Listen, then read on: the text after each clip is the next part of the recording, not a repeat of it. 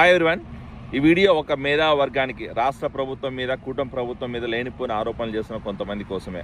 అయ్యా బాబు, మీరు గత 5 సంవత్సరాలు ఏం జరిగిందో మర్చిపోయినట్టు అని అనుకుంటున్నా. గత 5 సంవత్సరాల్లో రాష్ట్ర ప్రభుత్వం అధికారాన్ని అడ్డుపెట్టుకొని, వ్యవస్థలను అడ్డుపెట్టుకొని ఎన్ని కక్షారోగ్యాలు చేసిందో మర్చిపోయినట్టు అనుకుంటున్నా. ఈరోజు ఇక్కడ కూటమి ప్రభుత్వం ఎవరి మీద కక్ష సాధింపు చర్యలు చేయట్లేదు, కుట్రలు కుతంత్రాలు చేయట్లేదు.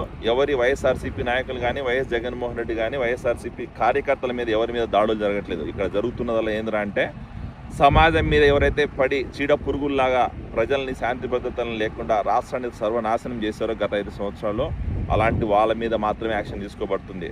ఎవరైతే ప్రజాస్వామ్యాన్ని కూని చేసి, శాంతి భద్రతల్ని విఘాతం కలిగించి, వ్యవస్థలు నిర్వీర్యం చేసి గత 5 సంవత్సరాలు రాష్ట్రాన్ని సర్వనాశనం చేశారో అలాంటి చీడ పురుగుల్ని సమాజం నుంచి ఏరివేయాలనే ప్రయత్నం మాత్రం జరుగుతుంది.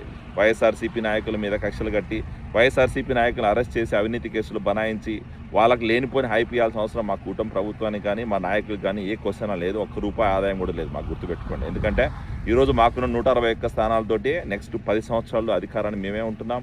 రాష్ట్ర ప్రభుత్వము అలాగే రాష్ట్ర ప్రజల కోసం, రాష్ట్రంలో ఉన్న శాంతి భద్రతలను నెలకొల్పాలి అనే ఉద్దేశంతో మా నాయకులు చంద్రబాబు నాయుడు గారు కానీ, నారా లోకేష్ గారు కానీ, పవన్ కళ్యాణ్ కానీ అకుంఠిత దీక్షతో పనిచేస్తున్నారు. ఈరోజు రాష్ట్రం బాగుపడాలి, రాష్ట్రంలో మళ్ళీ శాంతి భద్రతలు నెలకొల్పాలి, రాష్ట్ర ప్రజలు మళ్ళీ బాగుపడాలి, రాష్ట్రంలో మళ్ళీ ఈరోజు పెట్టుబడులు రావాలంటే ఇలాంటి చీడ పురుగుల్ని సమాజం నుంచి ఏరివేయాల్సిన అవసరం ఉంది.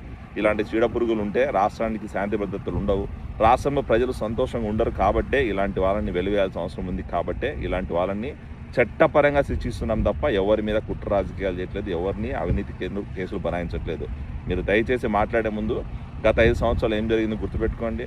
గత 5 సంవత్సరాలు వైఎస్ జగన్మోహన్ రెడ్డి పరిపాలన ఎలా ఉందో ఒకసారి మెమరీ చేసుకోండి.